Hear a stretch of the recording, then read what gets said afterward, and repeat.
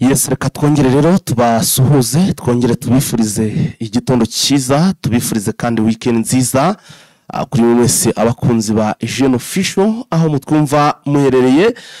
Tubahaye ikaze rwose muri amakuru yacu nk'ibisanzwe aho tuba tugenda tugaruka muri aka karere k'ibiyaga bigari, ariko tukibanda by'umwihariko hano muri Burasirazuba bwa Repubulika Iharanira Demokarasi ya Kongo. Ni mu ntambara rero ikomeye cyane ikomeje guhanganisha M23 ndetse n'igisirikare cya Repubulika Iharanira Demokarasi ya Kongo.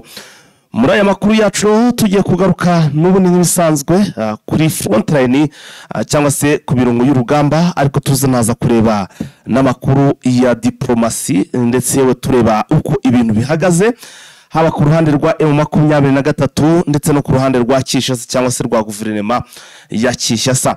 Turaza kugaruka muri Masisi, imirwano ikaze irakomeje, aho rero abakuru avuga ko ngo imirwano yongeye kubura hagati ya Wazalendo ndetse na M23. Iby'imirwano rero n'uduce iri kuberamo turaza kugenda tubibavira imuzingo. Uvira naho turaza kugaruka ku nkuru ivuga ko ngo abantu babiri bishwe mu by'ukuri nkuko biri kugenda bitangazwa. Abantu babiri hano muri Uvira bishwe turaza kura ese bishwe n'iki byagenze bite, turaza kubirebaho. Tuze kugaruka kandi hano muri za Masisi aho ibirindiro bya M23 birimo ahitwa ngo ni Kibanda, ibirindiro ngo byibasiwe cyane n'imirwano, hari imirwano ikomeye cyane. Ibirindiro nabyo tugiye kugenda kuvira imuzingo. Birumvikana tukiri muri Sud Kivu byagorana kuvayo tutarebye ahantu bita ngo ni za Warungu.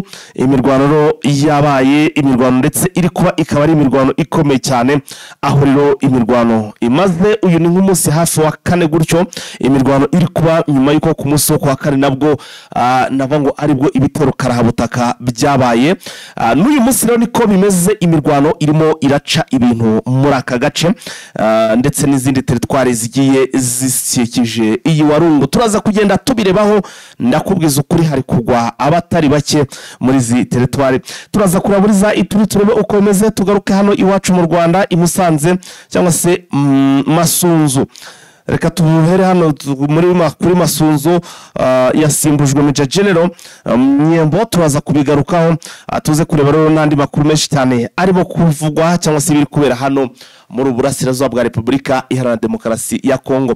Wowe icyo usabwa gusa ni ukubana natwe, ni ugukanda kuri subscribe niba utarabikoze, ndetse ugakanda no kunzogera kugira ngo inkuru zacu zicyagera ubundi uzajye uba mu bambere mu kubona amakuru akihagera.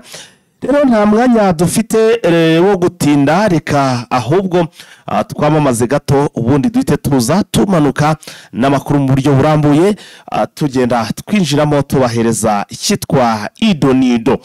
Tubahaye ikaze muri Prime Health Infinity. Ubu rwose biroroshye, nta mpamvu yo kwivuza ari uko warembye. Tugane tukugira inama zizewe kandi tuguhe produits z'umwimerere nziza ku buzima bwawe, zigizwe n'ibinini 80%, izindi zikozwe muri siro ndetse na powder zikomoka ku mugabane wa Aziya, mu bihugu nk'Ubushinwa, Ubuhinde ndetse na Malaysia. Produits zacu zikoreshwa mu kwivura ndetse no kwirinda indwara zose zirimo iz'imyororokere ku bagabo n'abagore, kubura ubushake, gucika intege mu gikorwa no kutabyara, prostate, umwijima, umuvuduko w'amaraso, diabete, stroke, impyiko, umugongo, amibe, igifu, hemorrhoide n'izindi ndwara zose zananiranye. Abari muri Leta Zunze Ubumwe za Amerika naho twagejeje stock, abari muri Canada, Australia, Europe ndetse na Aziya namwe dukoresha iposita ndetse na DHL mu gihe cy'iminsi 7 gusa imiti bayamaze kubageraho. Bari mu Rwanda ku Gisenyi ni ku muhanda w'Amadepo ibumoso umanukiye kwa Karaveri. I Kigali ni umuhanda uri inyuma y'isoko ujya Kigali Parents, hakurya ya restaurant yitwa Vision. Wanadusanga kandi Goma ni muri gare centrale Dogoma hafi ya Rompwe umuryango wa kabiri aho bisi zisohokera. Turabutsa yuko Goma na Gisenyi twamaze kubagezaho massage dufasha abakeneye kinetherapy, imiti ndetse no kurwanya stress. Ku bindi bisobanuro waduhamagara kuri 0782 99 057 kazi muri Prime Health Infinity.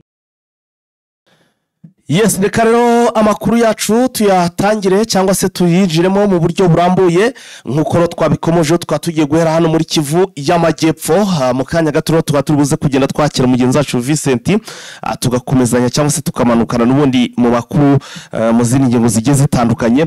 Ariko by'umwihariko reka tubanze tugaruke kuri iyi mirwano ikomeje kubera hano muri Kivu y'Amajyepfo, ndetse ikaba n'imirwano ikomeye ikomeje kugenda ica ibintu.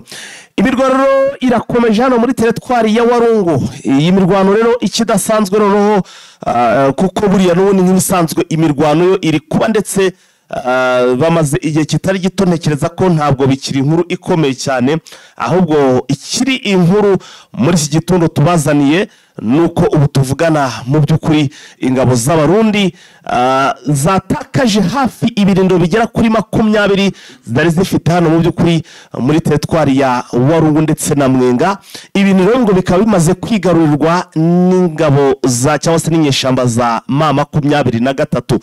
Muri ibi birindiro ubu tuvugana mu by'ukuri uwitwa General Mingi niwe uyoboye ibitero Plutoni Colonel Mingi niwe uyoboye ibitero hano muri Kivu y'Amajyepfo cyangwa se hano kuri zingabo z'abarundi. General Mingi rero amakuru dufite atari meza kuri we nuko mu by'ukuri ubu tuvugana bamwe mu basirikare be bari bafatikanyije kuyobora urugamba hano muri za Warungu.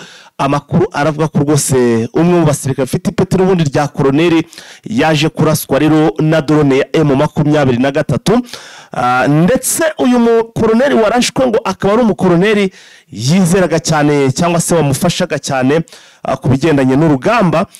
Fine rero biza kurangira ahasize ubuzima. Aho rero by'abakongomani nabyo rwose birasekeje.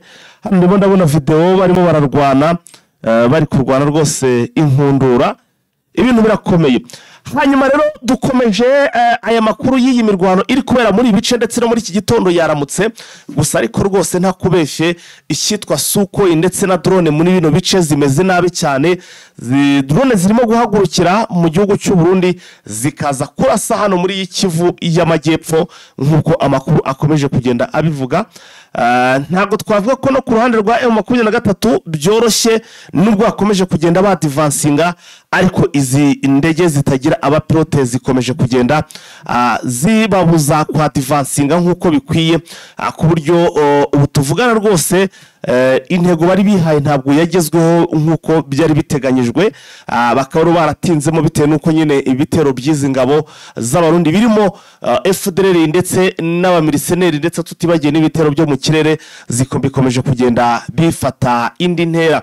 Gusa nagahinda mu by'ukuri kuri iki gisirikare cy'u Burundi nyuma ko General Colonel Mingi rwose yakire inkuru y'uyu musirikare nawe umukoloneli warugabye wari kugaba ibitero hano mu by'ukuri muri za Warungu, Mwenga ndetse n'utundi duce nyuma yuko arashwe. Abakuru akava ko izi ngabo z'abarundi ngo zahise zicika intege ku buryo rwose ngo byatumye ingabo za M23 ziba divansingana ndetse zibambura ibindi birindiro cyangwa se ibindi bice bigera ku 10 biza byongera no ku bindi 10 n'ubundi rero babambuye bikaba biri muri za 20 ndetse binashobora kuza kurenga.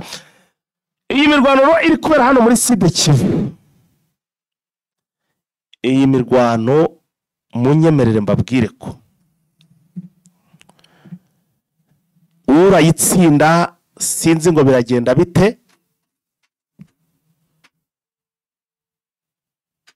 kuko haba ingabo z'abarundi ziri kurwana zihambira, ariko zikihambira n'ubundi no kuri babana n'ubundi bafite icyo bari kurwana batajya bava kwizima. Ibintu rero bikaba bikomeje kuba bibi cyane. Waramutse neza Vincent? Waramutse neza Vincent? Waramutse neza bwana Faita? Urakomeye? Ndahana sima nzema. Ya reka nongere guha ikaze muri kiganiro cyo muri iki gitondo. Urakoze cyane. Yes Visa, hanyuma rero n'ubundi usanze ndimo ndagaruka ku mirwano irimo irabera hano muri Kivu y'Amajyepfo. Nkaba numva nawe cyangwa se twanahera hano muri za Warungu, aho rero ngo imirwano ikomeye yabaye ndetse yewe imara amasaha hagati ya M23 ndetse na Wazalendo, ibintu ari bicika hano muri teritwari ya Warungu. Nibyo ni imirwano yabaye hagati y'abarwanyi ba M23 ndetse n'abo ku ruhande rwa leta. Ni imirwano yari ikomeye ku mpande zombi, aho mu gace kawa mwino bita mu Gogo bita bya Hungu hari abarwanyi leta bari ku gice cya Wazalendo bahasize ubuzima ndetse bahata n'ibikoresho ariko mu bikoresho byasanzwe byari bihari hasanzwemo na radiyo yo mu bwoko bita icyomba ariko ikomoka muri Isirayeli. wabonye ko bya byombo twavugaga Isirayeli yabihaye FARDC batangiye kubyifashisha. Amakuru twabonye rero nuko ari Isirayeli yabitanze nuko n'ubundi byari byavuzwe na bimwe mu bindi bikoresho byagiye bihatakara kubera ko urugamba rwari rumeze nabi nuko n'abaturage bagiye babitubwira. Vise ubwo tayari ubwo niba twamaze kubona bya byombo bya Manipaka mu by'ukuri by'aba Isirayeli byamaze kugera muri FARDC ndetse bakaba batangiye kubikoresha, ntekereza ko ubwo bigiye kuba success ku buryo bari barapanzemo kuko bavugaga ko mu by'ukuri ngari byo bishobora kubafasha gutsinda M23. Ntabwo ibyo mbarije byatuma batsinda ahubwo nuko icyo barwanira barushaho kukinoza kubera yuko ibikoresho byo ntabwo FARDC ubundi hari buze ibikoresho yaba ari ibyombo yaba ari intwaro yaba ari imodoka ndetse n'ibindi byabafasha kurwanira barabibuze. Icyo bari babuze ni ukuba bafite igitekerezo nyacyo, igitekerezo cy'icyo barwanira n'icyo baburaga. Ibi byombo rero Vincent ubu tuvugana byatangiye kuba byifashishwa gusa ariko Vincent amakuru arimo arava hano mu by'ukuri ngo imirwano na n'ubu ngubu irimo ndetse ngo M23 kwambura mu by'ukuri Kamituga ndetse n'utundi duce hara muri Warungu izi ngabo z'abarundi ngo byananiranye ngo abarundi bihagazeho. Abarundi muri icyo basanzwe bafite imbaraga nubwo rimwe na rimwe ubona bavangirwa n'izi ngabo za FARDC ndetse na Wazalendo ariko niyo uganiriye nabo muri M23 bakubwira ko abantu babagoye ari abarundi ndetse nabo mu mutwe wa FDLR. Reka rero dukomeze kubikurikirana turebe iby'iyi mirwano. Vise tugarutse muri Kivu y'Amajyaruguru naho rero imirwano imeze nabi cyane no muri za Masisi aho n'ubundi twirwaneho imini M23 ndetse na Wazalendo bakomeje kugenda bahangana. Imirwano imeze nabi muri bino bice bya Masisi nuko amakuru dufite abivuga. Kuri ambera tubwiye imirwano yongeye kubura nyine mu gace bita Kibanda nako bita Bitwan ejo kwa gatatu kari imirwano yongeye kubura hagati ya Wazalendo ndetse n'abarwanyi ba AFM 23. Yego ikaba yarabaye cyane nyine mwa bino bice bya Kibanda na Bitwa muri secteur ya Osoba nyungu muri teritwari ya Masisi muri Kivu y'Amajyaruguru. Ikaba yarabaye n'ibindi nyuma y'uko ari imirwano yari yabanje kuba ku wa gatanu ndetse no ku wa kane ejo naho irakomeza ariko mu buryo bukomeye kuko guhera mu gitondo abaturage batubwiye ko bumvaga urusaku rw'imbunda ziremereye n'imbunda azoroheje kugera ku gace ka Bwimba ndetse n'amahanga. Iyi midugudu yombi ko yumvikanagamo urusaku rwinshi kandi wumva bikomeye cyane ku buryo abaturage bagize n'ubwoba bagatangira guhunga bava mu byabo bahungira mu midugudu itekanye. Vise ikigaragara nuko mu by'ukuri hano muri buno burasirazuba cyangwa se hano muri za Masisi ikigaragara nuko nubwo tujya tubona bisa naho ibikorwa byinshi ndetse bya kijyambere bya AFC M23 ariho ubona biba biri no kuraninga ariko twanavuga ko ahantu naho twavuga ko M23 itarafata ibice byose ngo ibe yabigenzura nubwo ariko navuga ko ubona ko ari naho igenda ishyira umutekano cyane kurusha muri za Rucuru yewe na za Nyiragongo. Biracyari ikibazo nubwo mu binyamakuru by'ibyandikwamo hari Anatole Story nari mwumva Amasisi abanyamakuru bavuga yuko M23 yamaze kuyifata yose ifite mu maboko ariko wareba ibiri kuri tero ukabona itarayifata yose ngo yashyire mu maboko kandi kuko itabasha kuyigenzura buryo iyo hari agace ukirwaniramo ntabwo uba wavuga ko ukagenzura niba agace nka Kibanda kakirimo imirwano niba agace ka Kituwa kakirimo imirwano ntabwo bavuga ko M23 ihagenzura ku buryo ufatika kuko isaha ku isaha abarwanyi ba Wazalendo barabyuka bashyigikiwe na leta, isaha ku isaha barabyuka bashyigikiwe na leta mu buryo bwo kugaba ibitero bakoresheje drone. Urabona ko hashyira ibintu bikomeye cyane hagati y'abarwanyi ba M23 ndetse n'abarwana ku butegetsi bwa Kinshasa, buryo umuturage yimubona ko akiri mu kaga kubera ko umutekano w'ubudasigaswe mu buryo bufatika. Ya ni imirwano rero, iyi mirwano muri Masisi ikaba ije ikurikira imwe twari twagarutseho n'ubundi mu by'ukuri yabaye mu gace ka za Mahanga, dore ko nayo twari twayigarutse ejo, naho habaye imirwano ikomeye cyane. Vise indi nguroro ikomeye cyane twavuga ngo inatangaje ndetse navamo na breaking news, ni inkuru igaragaza ko Masunzu yamaze gusimburwa na Major General cyangwa se General Major uwitwa ngo ni Abdar Nyembo, akaba rero wamusimbuye mu bigendanye na operation cyangwa se hano muri Burasirazuba bwa Repubulika ya Demokarasi ya Kongo. Nibyo amakuru twabonye nuko Masunzu yamaze gusimburwa ubu ngubu, amaze gusimburwa n'ubita General Major Abdar Nyembo, akaba rero bashinze troisième zone de défense militaire. Kuko nyine Masunzu ataye muri yombi, haje kugaragara yuko akomeza gukurikiranwa nk'uko n'umuvugizi wa FARDC bivuze, akavuga ko afungiwe mu rugo.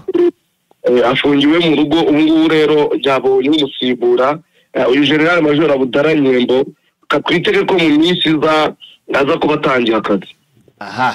Ya gahunda yabo batangiye kwigeraho,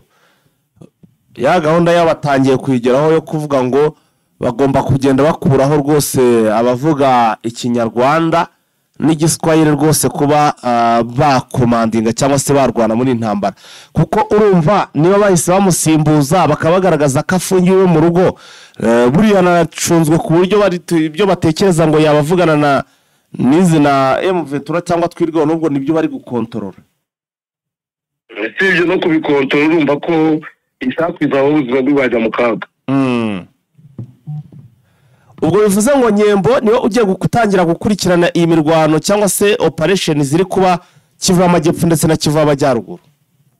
Sibyo n'imirwano, kuko ntabwo ahantu hose akontorora hari imirwano.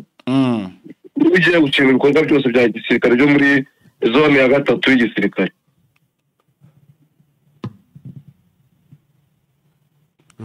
Aho ni Nyembo rero, reka tuve aho ngo twigarukire muri za Uvira. Uvira rero Vincent, naho birava ko hari abantu babiri bishwe muri iki gitondo, nk'uko amakuru abivuga. Tubwire iyicwa ry'aba bantu babiri byagenze bite? Ibyo ni amakuru twavuga yuko ku mugoroba ari abantu babiri bapfuye mu gace ka Sange, aho imitwe ibiri cyangwa amatsinda abiri bazarenda basubiranagamo mu bice bitandukanye bya Sange, yaba bazarenda iyobowe na Ngoma Nzito ndetse n'indi bazarenda iyobowe na Kamama. Bari kano gace ka Sange, noneho bituma abantu babiri bahasiga ubuzima nk'uko amakuru ava mu Uvira bivuga. Byateye rero umutekano muke mu baturage nk'uko societe civile ibivuga. Uhagarariye societe civile bita Martin Fikiri, akaba ari uyobora societe civile congolaise ikorera Uvira, yatangaje yuko iyitwa by'abaturage babiri byateje umutekano muke mwaka gace ka Uvira, cyane cyane kuko hari hasanzwe hari n'abasirikare benshi, hari imitwe myinshi yitwaje intwaro ikora mu gisirikare cya Repubulika ya Demokarasi ya Kongo. Iyitwa by'abaturage rero byatumye umutekano urushaho kuba mubi. Yawe ntago muri Uvira ntago biri buze koroha pe. Yes, tuve rero hano muri Uvira dusimbukire n'ubundi mu gace ka Masisi. Hano rero mu by'ukuri birumvikana ni Mahanga, aho rero ngo yigaruwe na M23, akandi ka gace n'ubundi twavuga kabayemo imirwano ku munsi w'ejo, ariko final ngo byaje kurangira intare za Sarambwe zikigaruriye. Nibyo amakuru twabonye nuko nyuma y'imirwano ikaze hagati y'ihuriro rya Repubulika Demokarasi ya Kongo, ndavuga ingabo z'abarundi, abacashuro, Sinaredi ndetse na Wazalendo na FDLR bakomeje guhangana bikomeye n'umutwe wa AFM 23. Yego ubu dufite nuko kano gace k'amahanga muri gupoma ya Nyamaboko ya mbere teritwari ya Masisi kamaze kwigarurwa na AFM 23. Kwigarurwa nyuma y'imirwano yahereye kuwa gatanu kugera ejo kuwa gatandatu mu masaha ya nimugoroba. Abarwanyi rero bo muri Wazalendo bakaba bahungiye mu gace bita Bitwa n'ubundi muri Masisi. Amakuru akavuga yuko n'ubundi imirwano nyine yise yimukira hano muri Bitwa nyuma yuko abo barwanyi bari bahimukiye. Imirwano yubona ko igenda ikomeza isatira za Warikare ndetse n'ibindi bice nyuma yuko aka gace k'amahanga kigaruriwe n'abarwanyi bo muri M23. Ubusanzwe iyi mahanga ubona yuko na gace kari gakomeye gatuma ingabo za leta zibona abarwanyi barwana muri Kibanda, muri Gitwa, muri segiteri ya Oso Banyungu. M23 kudafata biraza kuyifasha gutuma ikontorora ibintu mu buryo ufatika kandi bubaha imbaraga ku buryo ejo cyangwa ubundi n'abarwanyi bandi bari ba muri Wazalendo ndetse na FARDC babasha gucirwa intege. Yes, nguko rero ngayo niko ibintu byifashe, niko ibintu rwose bihagaze. Reka rero dukomeze n'amakuru yacu, tuyakomereze rero muri Ituri aho igisirikare cya UPDF n'igisirikare cya Uganda cyarashe rero ibirindiro bya ADF naro mu bigace bita ngo ni Mambasa. Nibyo amakuru twabonye avuga yuko ingabo za Uganda nyuma yuko umutwe wa ADF ukoze ibikorwa bibi cyane byo kwica abaturage bagera muri 89 guhera ku itariki 13 kugera ku itariki 19 z'ukwezi kwa 11, azindutse muri operation mu bice bitandukanye bya territoire ya Mambasa, aho guhera saa 11:54 ejo kwa gatandatu humvikanye urusaku rw'amatasu ndetse n'amabombe mu bice bitandukanye, haraswa abarwanyi bo muri ADF bari mu gace ka Mambasa ariko hakoreshejwe indege. Uko amakuru avuga yuko ibirindiro by'uyu mutwe wa ADF biherereye cyane cyane ku ruzi rwa Epuru muri sheferi ya Wagasekaro kuri gatatu mu gitondo byibasiwe n'amabombe ndetse n'amasasu akomeye n'amabombe aterwa n'indege kugira ngo bace intege abarwanyi b'uyu mutwe wa ADF. Nk'uko Musa Baruku abitangaza avuga yuko izi nyeshyamba zo muri ADF zarashwe ku buryo bukomeye ku buryo ibirindiro byabo byasenywe. Uwitwa Perezida Stephen Parukumbowa n'umuhuzabikorwa wa sosiyete sivile y'Abanyekongo ikorera mu kino gice akavuga yuko abakomeretse ndetse n'abagizweho ingaruka n'ibitero umubare utaramenyekana ariko baza kuwutangaza mu masaha ya hafi. ubwo igihe bari buze kubitangariza rero turaza kugenda tubimenya uko ibintu byifashe. Ni nayo mpamvu rwose tuba tugenda dukurikirana akantu ku kandi muri make tuba tuhababereye. Reka tugaruke rero n'ubundi tukiri hano muri Burasirazuba bwa Repubulika ya Demokarasi ya Kongo. Igisirikare cya FARDC cyashinjije AFC M23 kubangamira agahenge nk'uko byagiye bigaragara mu by'ukuri kibinyujije mu matangazo yacyo. Nibyo mu kiganiro cyatanzwe n'umuvugizi wa FARDC Sylvain Kenge Bomusa yuko ibirindiro bya FARDC bikomeje kwibasirwa n'ibitero bya M23 mu bice bitandukanye. Rero bamagana ubugizi bwa nabi bwa M23 bagahamagarira abanyamerika ndetse n'abanyakatari babahuza mu bino biganiro ko bakomeza kotsa igitutu M23 ikareka kubangamira agahenge nk'uko Kenge Bomusa bivuga. N'ikiganiro yakoze ejo kuwa gatandatu mu gitondo avuga yuko ibirindiro byabo byinshi biri muri Nord Kivu na Sud Kivu bikomeje kwibasirwa n'ibitero kandi bikomeye by'uyu mutwe wa M23. Akavuga ko mu gihe bubahiriza agahenge uyu mutwe wa M23 utagakozwe ukomeza kubagaba ibitero ndetse kandi bikomeye no kwigarurira ibice bitandukanye. Akabwira abanyamerika ndetse n'abakatariye yuko bagira icyo bakora, bakabwira M23 igahagarika gukomeza ibagaba ibitero cyane cyane za Masisi, za Warikare ndetse na Sud Kivu nk'uko yabitangaje. Yes, Vice, reka tugaruke kuri iyi nkuru ivuga ko hano muri za Ituri umutwe wa FRP washinjwe kwiba inka z'abaturage hano muri za Ituri. Nibyo amakuru dufite nuko hari umutwe mu cyacyo muri Ituri bita FRP ushinzwe kwiba inka z'abaturage mu bice bitandukanye bya Ituri. Nk'uko sosiyete sivile bitangaza ivuga yuko abarwanya mu mutwe wa FRP bibye inka mu gace ka Rwandambu muri shefu Bahema Mitego, ni agace gaherereye muri teritwari ya Irumu muri province ya Ituri. Bikaba byaragaragaye ko mu ijoro ryo kuwa gatanu ishyira kuwa gatandatu ari izina zibwe, ariko bamwe mu baturage bari muri bice bakavuga yuko bahise zijyanwa mu bindi bice bitandukanye batari bamenya neza.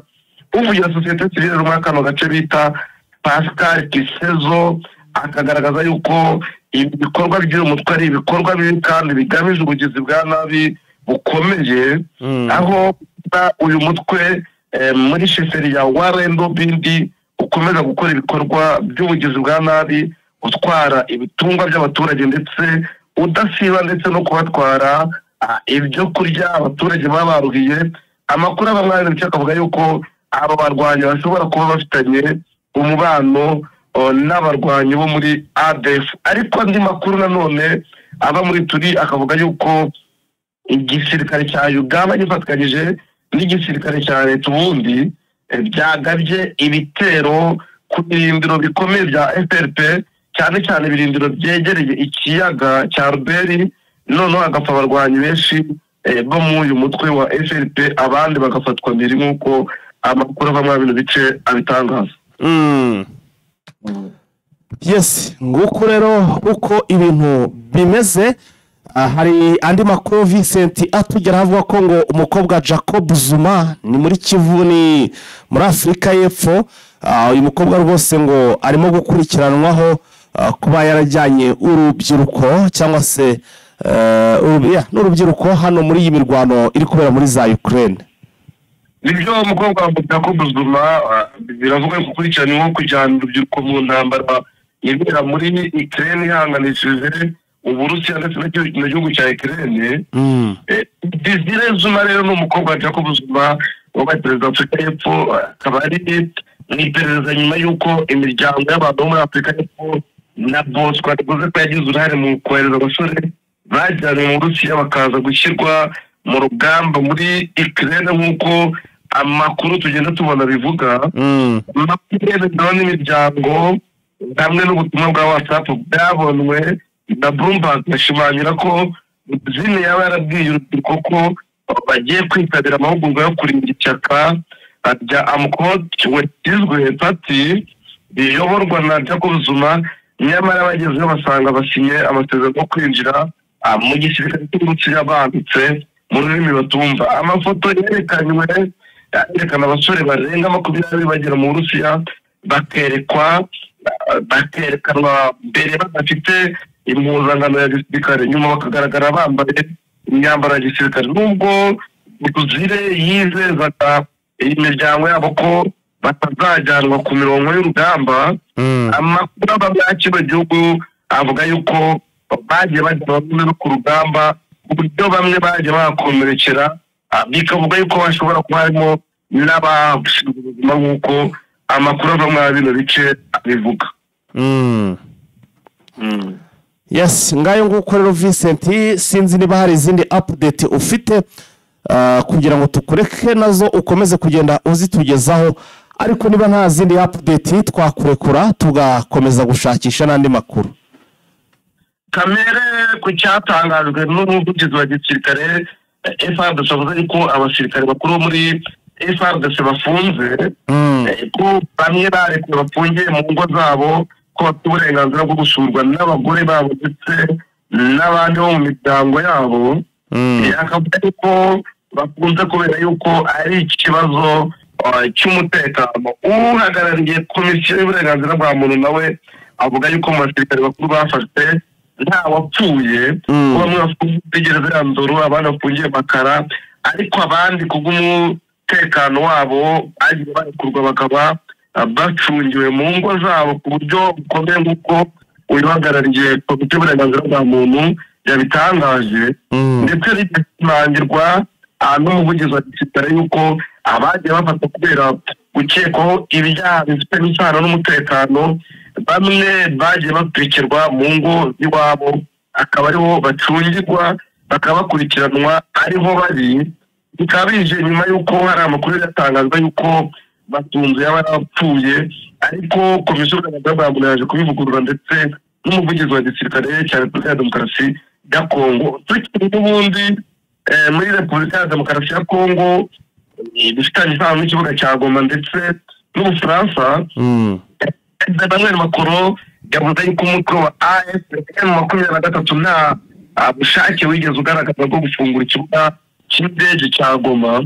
Akayivugiye mu nama ya G20 yabereye muri Afurika y'Epfo, aho yagaragazaga yuko umutwe wa M23 utungitse ubusabe bwiwe bwo gufungura ikibuga cy'indege cya Goma kugira ngo ubufasha bugenewe abaturage bafite ibibazo bitandukanye bube byabageraho. Ariko akaba yanashimiye Repubulika ya Demokarasi ya Kongo avuga ko yakoze inshoboka byose kugira ngo iki kibuga gifungurwe, nubwo uyu mutwe wa M23 utigeze nayo ubikora nk'uko ubutegetsi bwa Kinshasa bwabikoze.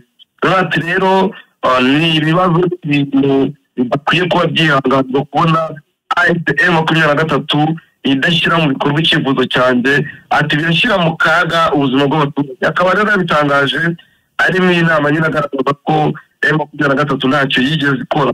Ikindi tukiri mu burasirazuba bwa Repubulika ya Kongo nuko abajenerali bagiye bafungwa benshi n'abari bagiye bajya mu gisirikare cya FARDC mu gihe cya mixage, nk'uko abakurikirana aya madosiye babitangaza yuko abari bagiye bajya muri mixage aribo bagiye bafungwa. Andi makuru atari meza aturuka i Goma nuko bamwe mu bayobozi ba M23 ndetse n'abasirikare n'abapolisi barimo na meya w'umujyi wa Goma Katembo bagaragaye ku mashusho bakubita abaturage, aho umuturage yari utwaye imodoka akaba atagiye kumutanga yagiye akubitwa inkoni 10.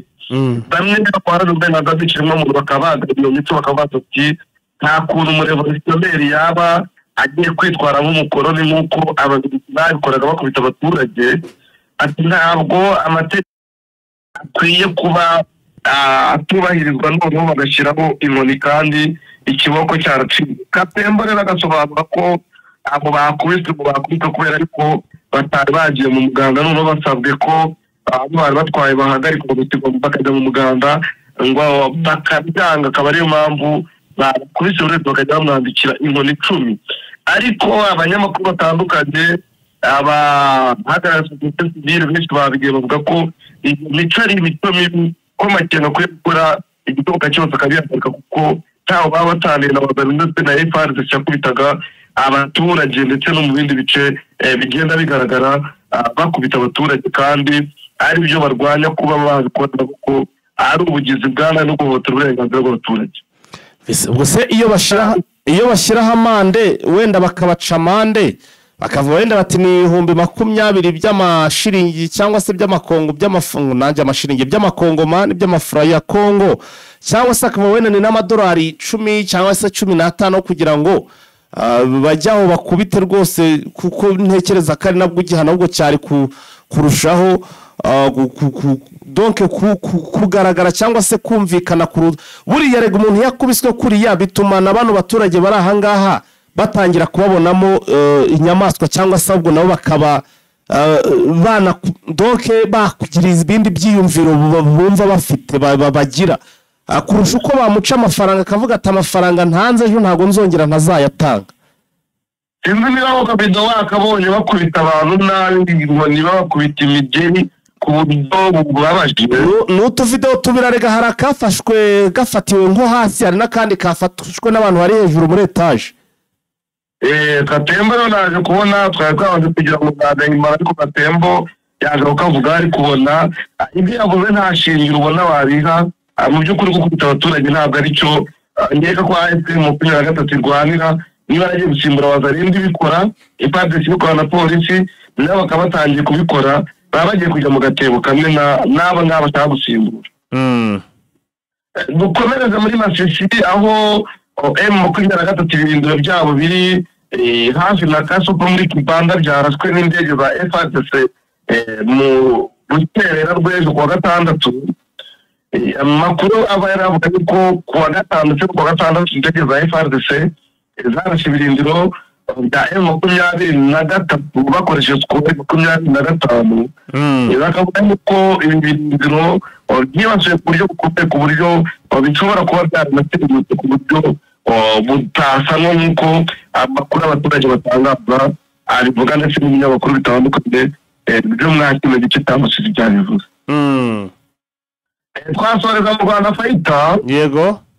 Hari inkuru twabonye mu Rwanda y'umukobwa wishwe n'umukunzi wiwe. Ngaho rero amakuru twabonye polisi yatangaje nuko polisi yavuze ko mu gihe cyo gufata uyu musore ukekwa yagerageje kurwanya inzego z'umutekano, birangira inzego z'umutekano zimurashiwe.